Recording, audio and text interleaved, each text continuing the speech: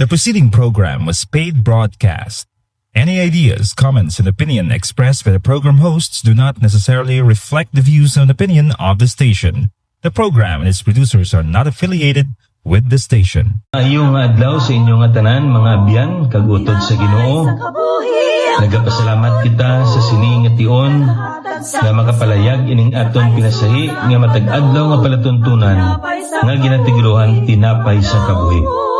Ang ini nga programa nahalad ini sa pagpamalandong sa pulong sa Ginoo sa tinutuyo nga magdugang aton ibalo kag subong man magtubo ang aton ipagtuo sa aton Ginoo kag manluwas nga si Kristo Jesus. Gani sa sulod sining 30 minutos pakig-upod kamo sa akon sa pagtuo naton sa pulong sa Ginoo pagi sa aton palatuntunan tinapay sa kabuhi. Kag akon pagkabasa ng versikulo 4 tubtub 7 sa sining nga dinlan sa kasulatan. Manugwali Kapitulo 5, 4-7, ang pulong sa Diyos nagpahayag sa aton, kung nagasaad ka sa Diyos, hindi ka magpalantang sa pagbayad sini. Kay wala siya sing kahamuot sa mga buang-buang. Bayari ang imo ginasaad. Maayo pa nga hindi ka magsaad sang sa magsaad ka kag hindi magbayad. Dili pagtuguti ang imo baba sa pagpakasala sang imo unod. Kag indi ka magsiling sa atubangan sa manugtunda nga sayop ini. Nga bala nga magkaakig ang Dios sa imo tingog. Kag maglaglag sang binuhatan sang imo mga kamot. Kaysa kadam-an sang mga damgo may mga kadayawan.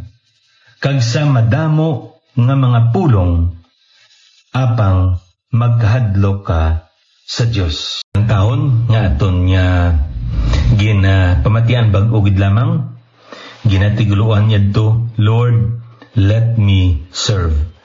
Kag ang ini nga kalantahon, pangamuyo ini, sang isa ka tumuluo, nga ang Ginoo maghahatag sa iya sing paranawon sa iya bulhaton, agod nga paagi sini, makaalagad siya sa aton ni Ginoo. Kay nakita niya ang dako nga buluhaton nga sa diin sa bugay kay sa kaalam sa Ginoo pwede siya makapakig-upod. Kakabay pa nga amo man ini ang aton nga pangamuyo nga ang Ginoo maghatag sa aton sing oportunidad mga kaygayunan nga pakig-upod kita sa iya sa paghimo sang iya nga buluhaton. Ini sa ini ka pangamuyo, Lord, let me serve, let me follow, give me a place and a mission to fill, teach me to serve, teach me to follow, use me to do your will. Kabay pa nga amo ini ng aton man mga pangamuyo sa siningation kag subong man sa mga madason pagid nga mga inadlaw. Yang Ginoo magpahayag sang iya nga nawong sa aton nga aton makita ang aton niya nga bahin sa buluhaton sa Dios kag subong man aton ini nga matuman. Lord, let me serve. Now bag-o kita pamalandong sa pulong sa Ginoo, gusto gidakon man nga mapadayon man ining aton nga announcement, no? Madamo na sa inyo ang naka-avail sa aton nga free Bibles kag kumiara pagid nga gusto nga maka-avail sini, pwede kamo maka-text o kon makatawag sa akon nga number kay tinguan gid naton nga makapadala sa inyo. Apang kon malapit lamang ikaw diri sa syudad sa Iloilo kag makatigayon ka man nga makaridiri, maayo man nga makaduaw ka diri sa aton nga recording studio, no? Agod nga makakuha ka man sa aton nga free Bibles diri. Kay ti may mga tinion gid nga dapat kita may punduman nga magpadala sang inyo mga Bibles sa aton diri nga postal system. So maayo gid makabulig gid kamo man sa dako sa aton kon kamo na ang magkari diri kag magkuha sa inyo mga Bibles. Labi na gid kon madamo iya ang inyong kinahanglanon.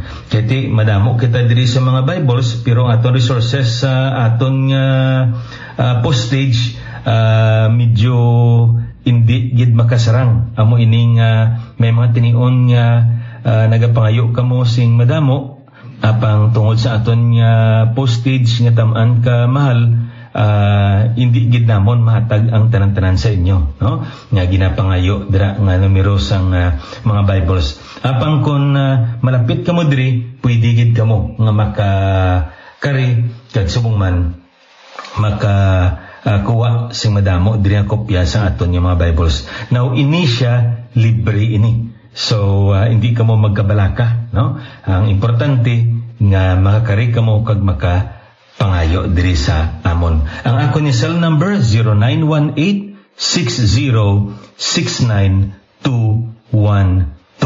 Liwaton akon 0918-60-69212. Kag subong man ang aton yang address diri sa siyudad sa Iloilo, ari kita diri sa Bonifacio Drive sa tubangan sang Iloilo Provincial Capital kag subong man Iloilo Museum. Kag diri kita sa sulod sang Don Baptist Seminary Campus. So kung may tinion kamo, pwede gid kamo makabisita kag text lang kamo bag-o kamo bisita diri maggadto agod nga ara gid ang aton ni staff nga maka-accommodate sa inyo. Nga magapadayon kita diri sa pagtuon naton sa pulong sa Ginoo kag aton diri nga ginatun-an subong worshiping the right God the right way. Kag napasad ini sa kasulatan ni Solomon, Manugwali kapitulo 5 versikulo 1 tubtob 7. Kagyari na kita diri sa ikatatlong bahin sang sini nga ginatawag naton diri buluhaton sa pagsimba. Kung inyo pang maduduman, may gintudlo diri sa Solomon sa aton sa sini nga dinalan sa kasulatan sa ginatawag naton buluhaton sa pagsimba. There are at least 3 movement involved in worship. Kag diri aton ini nga naton-an ang duwa, no? Kag padayonon naton ang pagtuon sa ikatatlo nga ginatawag naton diri movement sa aton nga pagsimba. Halin sa bersikulo 1, diri naton makita ang nauna nga buluhaton kag amo ini ang ginatawag naton preparation. Ang pag-aman. Hindi kita magdali-dali sa pagpalapit sa Dios, kundi nga amanan naton ini. Amo ini nga ang ginambal diri ni Solomon sa aton, bantayi ang imo tiil kung magkadto ka sa balay sang Dios. Naghatag diri siya sing rason, no? Kay may posibilidad nga ang aton nga pagsimba kung hindi naton maamanan ini, manginwalay pulos ini, kag walay kahulugan ini sa tubangan sang Dios. Ayan makambal kita, nakasimba ako, kay nakakari ako sa simbahan. Pero kung wala naton maaman sing nagakaigo ang aton nga pangunauna kag kaugalingon, manginwalay pulos ang aton nga pagsimba. Nga dapat naton ini amanan. Now, kung lang taon niya naton sa puno sang Dios, makita naton bisan pa sa panahon ni Moises. Antes magpakigambal ang Dios sa mga katawan sa Israel, ano ang ginambal dira sa Ginoo sa ila? Nga dapat mag-aman sila sa ila kaugalingon. Tinluan nila ang ila kaugalingon. Ipahain nila ang ila kaugalingon. Nga amo ini, kay siya pinasahi nga klase sang Dios. Pinasahi siya, may kinalain siya sa mga Diyos-Diyos nga ginasimba sa iban nga mga katawhan. Amo ini ang ginatudlo sa sina nga dinalan sa kasulatan sa aton. Now, ikaduwa diri nga makita naton, amo ang ginatawag naton pagpakig-upod sa pagsimba. Ara na siya sa sulod sa simbahan, kagyan magpakig-upod siya sa pagsimba. Paano ini? Participation. Kaginambalan kita diri sa Ginoo, pagi sa kay Solomon, sa sininga dinanan sa kasulatan, nga magpalapit kita sa pagpamati. Kag kung atong gili nga lang taon sa pulong sa Ginoo, importante gali sa panimbahon ang pagpamati sa pulong sang Dios. Amo ini nga sa aton nga pinamatasan, wala sing substitute sa wali sa pulong sang Dios. Hindi naton ini maislan sa mga kalantahon o kung sa mga testimonies pagpamatuod. Wala sa payan niyang kalantahon kag pagpamatuod, mga importante man ini nga bahin sa pagsimba, pero hindi naton ini masubstitute sa ginatawag naton pagtuon pamanandong sa pulong sang Dios. Kaya nga ang importante ang pagtuon sa pulong sa Ginoo. Kay paagi sinidiri, ginabugnaan kita sa Dios. Ginapakita sa Dios kung sino siya sa aton kabuhi. Kag importante ini. Kaya nga man, nagatulod ini sa ikatatlo nga bahin sa aton pagsimba. Una, diri, preparation. Ikadua, participation. Ano ya ang ikatatlo? Practice. Pagkatapos nga aton nga nakita kung sinong Diyos sa aton kabuhi, kinanglanon, himuon naton ang nagakaigo nga response sa aton nga nabatian. Amo na ko naton nilang taon diri, masapuan naton nga ang pagtuman, ang pagsunod sa aton nga ginpamatian kag nabatian sa pulong sa Dios, amo ini ang bahin nga importante man sa ginatawag naton pagsimba. Practice. So amo ini nga kulang taon naton sa pulong sa Ginoo, pag-abot naton sa versikulo 4-7, diri napasad ang ikatatlo kag nauli nga buluhaton sa pagsimba. Kag amo ini ang pagtuman, pagbuhat sa aton nga nabatian. Para sa kay Solomon, ang matutuod gali nga pagsimba nagabag-o sa tigipusoon tungod sa iya nga napamatian. Kag subong man nga nagpanalaytay ini sa mga kamot, paagi sa iya binuhatan. For Solomon, real worship transforms the heart. And at the same time, it translates in the hands. Nagasugod ini sa pagpamati.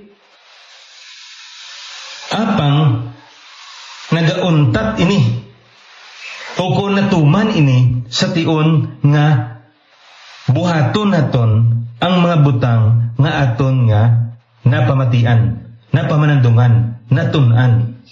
Amo ini kaimportante ang matutod nga pagsimba. Kung kaisa nga itong panuna, kay nakasulod kita sa simbahan, nakasimba na kita. May posibilidad gali nga abi naton nakasimba kita. Kay ti adlaw nga Domingo, nagadto kita sa simbahan, kag ara man kita dira, nagpungko man kita, nagpamati man kita, nagpuli man kita, ti nakasimba na kita. Hindi amo ina ang makitain naton sa kay Solomon. Kay matudud gali nga pagsimba, hindi lang gali nagpungko ka, nagpamati, kag nagpuli, kundi imo nga ginbutang sa imo mga binuhatan, gintuman nimo. Ang pagtuman importante gid. Gini ko lang taon niya nato sa pulong sa Ginoo, ang ini nga kamatuoran gin-reinforce ini ni James. Lang taon pala nato ang ginambal ni Santiago dira sa Santiago kapitulo 1 versikulo 22 tudtog 25. Apang magmanugtuman kamo sang pulong, kag dili manugpalamati lamang, nga nagadaya sang inyo kaugalingon, Kay kun ang bisan sino manugpamati sang pulong kag indi manugtuman, kaangay siya sa tawo nga nagatan-aw sa iya kinaugali nga nawong sa salaming. Kay gintan-aw niya ang iya kaugalingon kag nagalin kag sa gilayon nalimot kung ano nga bagay sang tawo siya. Apang nagatulok sa himpit niya kasuguan, ang kasuguan sang kahilwayan, kag nagapadayon, nga indi malimuton, nga manugpamati, kundi manugtuman, nga nagabuhat, ining tawo, nangin bulahan sa iya binuhatan. Para sa kay Santiago, hindi lamang tuman nga magpamati kita sang pulong sa Diyos, kundi ibutang naton ang aton nga ginpamatian sa aton nga mga binuhatan. Kung nagtudlo ang pulong sa Ginoo sa aton nga magpinatawaray kita, dapat mangin mapinatawaron man kita sa aton isig kaparyo. Kung nagtudlo ang pulong sa Ginoo sa aton nga magigugma ka, magigugma ako sa aton isig kaparyo, dapat nga ipakita naton nga nangin mahigugmaon ako kag sumuman ikaw. Kay wala sing pulos ang pulong sang Ginoo sa aton kabuhi kung asta lang sa aton tigipusoon. Amo niya kun aton nga lang taon makita naton nga gaupod gid ini permi. Importante gid ini. Nga hindi lamang magpamati kita kundi nga magbuhat gid kita sa pulong sang Dios. Amo niya kun aton nga lang taon sa sini nga dinala sa kasalatan, may ara dako nga pagkakinanglanon ang pagpamati kag subong man ang pagtuman sang pulong sang Dios. You need to practice what you learned, what you heard. Amo ini ang ginatudlo sa sininga dinalan sang kasulatan sa aton. Gani ko lang taon naton sa bersikulo 4, diri naton makita may isa diri ka ginatawag naton pinamatasan, kinaugali nga ginahimo ang makatawan sa Israel. Kag masami kita amo man ini ginahimo naton. Kag amo ini ang paghimo sing saad. Na wala sing malain sa paghimo sing saad. Kay una sa tanan, ang Ginoo wala nagdumili sa imo kag sa akon sa pagsaad naton sa iya. So, bahin ini sa aton pagsimba, ang ginatawag naton pagsaad. Now, nga ang naghatag diri sa aton si Solomon, sing dako nga pag-andam. Amo niya kun aton nilang nagambali siya, kung magsaad ka sa Dios, hindi ka magpalantang sa pagbayad sini. Kay wala siya sing kamuot sa mga buang-buang, bayari ang imo saad. Now, anong ginatudlo sa sininga dinala sa kasulatan sa aton?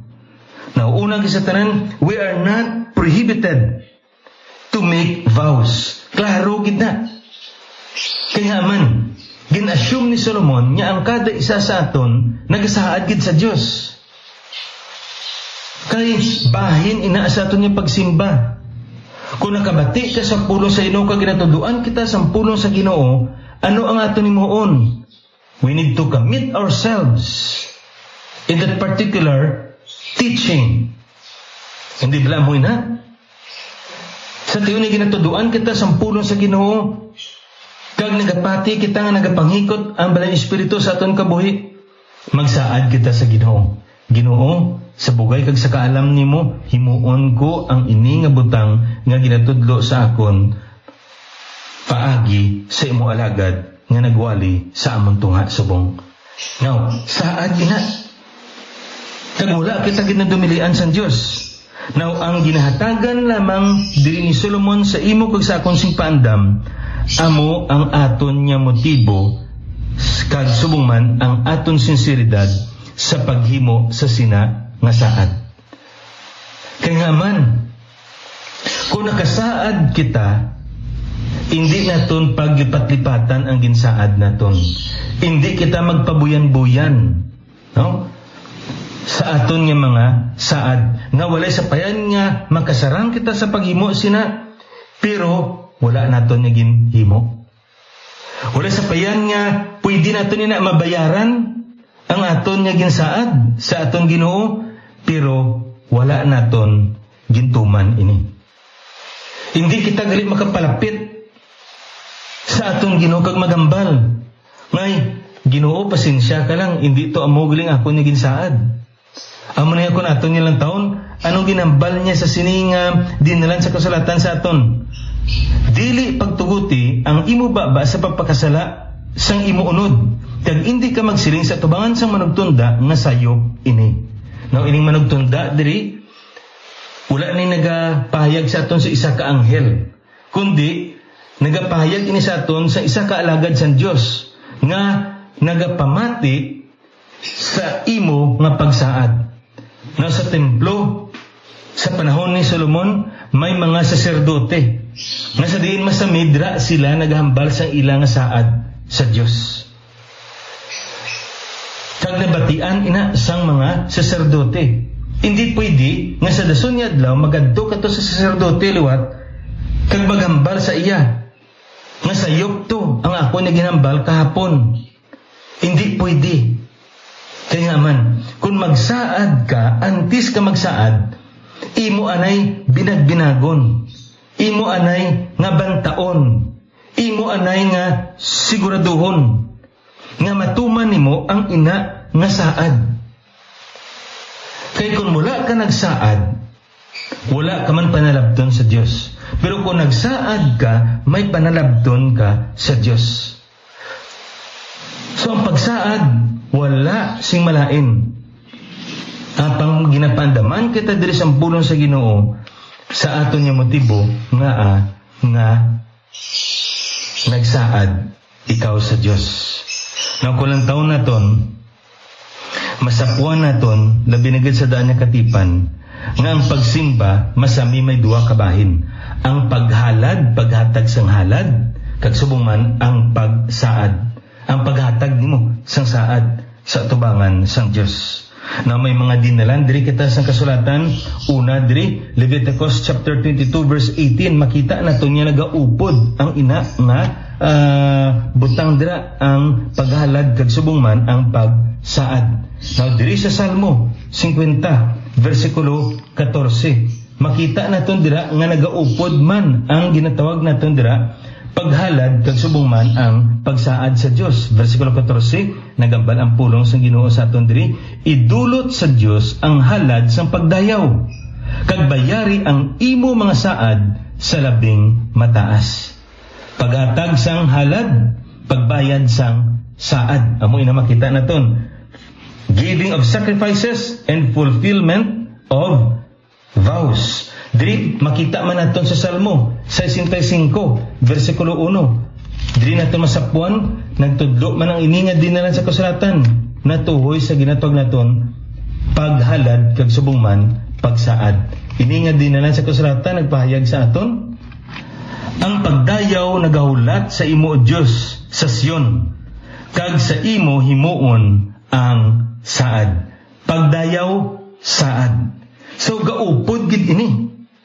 So kung lantahon naton sa pulong sa Ginoo, masapuan naton nga nagahatag ikaw sing halad, nga nagatuman ka sang mga saad nimo. Ina tungod nahigot ikaw sa butang nga ginatawag naton pagsimba. Real worship involves sacrifices and vows. And through this, you are making commitments. Because commitments are actually result of real worship. Nga makambal ka sa atong Ginoo sa pagpamati nimo sang wali. Makambal ka, subong Ginoo nahibaluan ko na kung ano ang imo tinutuyo para sa akon. Kag tungod sini ang akon saad amo sini. Kag tungod sini ang akon halad amo sini. Kag buligi ako Ginoo nga matuman ko ang ini nga butang. Kulang taon naton sa pulong sa Ginoo, masapuan naton gali nga kung ano ang aton nga nabatian sa Domingo, dapat gali tumano naton ini, buhaton naton ini sa madason nga inadlaw sang sina nga simana. Amo ining ginatudlo sa sini nga dinalan sang kasulatan sa aton. Gani ko lang taon naton sa pulong sa Ginoo. Masapuan naton nga ang ginatawag naton pagsimba importante sa tubangan sa aton Ginoo. Kag wala sing kabilanan, wala sing pulos ang aton ni pagsimba kung hindi naton mahatag ang aton pagdayaw kag mamitlang sa atubangan sa Ginoo ang aton nga mga saad. Kag paagi sa bugay, kag sa iya kaalam, kag sa iya kusog, matuman naton ang anuman nga butang nga ginsaad kag subuman nga aton ginihalad sa aton nga Ginoo.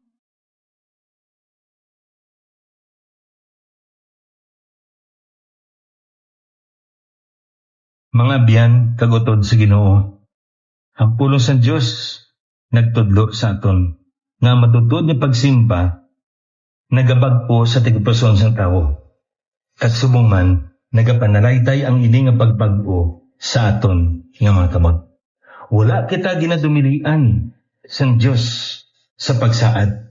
Ang importante gili nga matuman naton ang aton nga ginasaad. That's why Solomon wanted to encourage us that we need to check our motive and to be sincere in making vows. Kay paagi sa sina nga mga saad nga ginangitlang naton sa Ginoo, nagapahayag ina sa anong sahi sang pagsimba ang ginahatag naton sa aton nga Dios. Sa madason naman ni pagtuon naton sa pulong sa Ginoo, ining niya abyan, alagad sa kanginan, Pastor Neil Vilches, ang Ginoo magapakamayo sa inyo.